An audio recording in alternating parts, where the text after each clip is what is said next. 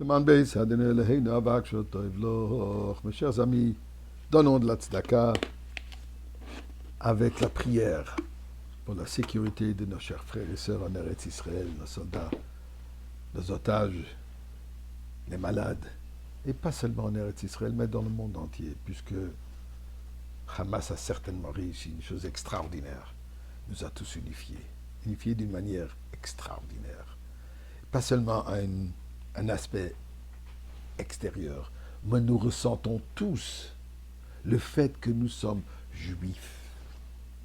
Peu importe le comportement, mais au fin fond de nous, on nous a rappelé, premièrement, nous sommes juifs. Ce qui veut dire, nous possédons une âme juive avec laquelle et par laquelle nous sommes tous unifiés.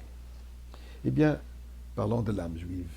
Paracha nous parle cette semaine de la vie de Sarah, ou plutôt de ce qu'on appelle la fin de la vie de Sarah. Chaï Sarah, combien d'années, comme on a dit hier, 127 ans. Et à ce moment, elle a rendu son âme au Créateur. Elle a vécu 127 ans parfaite. C'était des années qui étaient parfaites, complètes, d'action, remplies de bonté, remplies de justice, remplies de bienfaisance, remplies de mitzvot, remplies d'amour pour le prochain. Chaque moment de sa journée, chaque moment de sa vie était un moment vécu. N'était pas un temps qui était du temps tué. Non, c'était du temps vécu. Ceci nous amène à réfléchir un peu le sens de la vie. Et tel que durant la fête, par exemple, on vient de fêter Rosh Hashanah, Kippour, Sukkot. Cette date ne sont pas juste des dates qui commémorent des événements du passé, mais à chaque fête, à chaque date où dans le passé il y avait une fête particulière, un événement particulier, une fête qui veut dire une révélation divine particulière, cette révélation divine qui a eu des millénaires, à tous les ans, à cette date, revient et se refortifie, se renouvelle. Et de cette même manière, c'est aussi au jour de l'anniversaire de la personne. Puisque nous comprenons que le temps, l'anniversaire, ce n'est pas juste un cycle, une nouvelle année, prochaine page, on change le calendrier. Mais le jour de l'anniversaire, c'est comme le jour de la fête où cette énergie que Dieu a implantée dans ce monde avec la naissance de cet enfant. Dieu prend un petit bébé, place dans ce monde, corps et âme. Le fait que Dieu a placé ce petit être qui va grandir dans ce monde, ça veut dire qu'il y a une mission particulière que cet individu peut et doit accomplir et que celui-là ou celle-là peut donc et va et doit accomplir. Car sinon, son existence n'est pas nécessaire. Aucune personne n'existe dans ce monde par accident.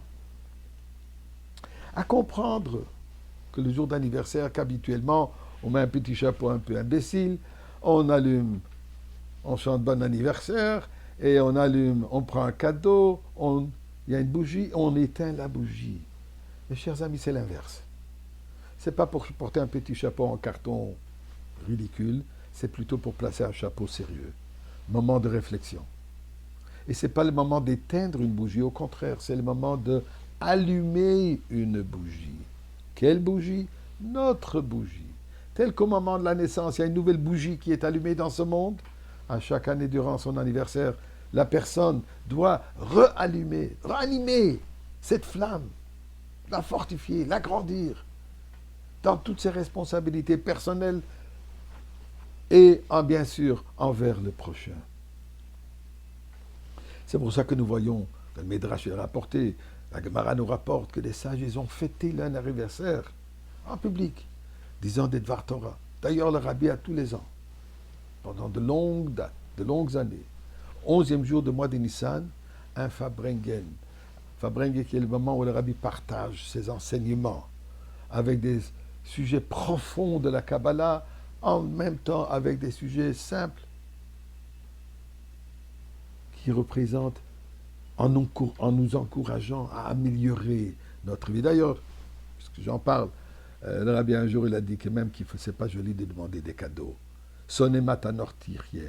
On ne vit pas par des cadeaux. Mais le rabbi dit, il y a un cadeau que je veux demander, un cadeau de mitzvot, un cadeau d'ajouter dans la pratique de Torah et mitzvot.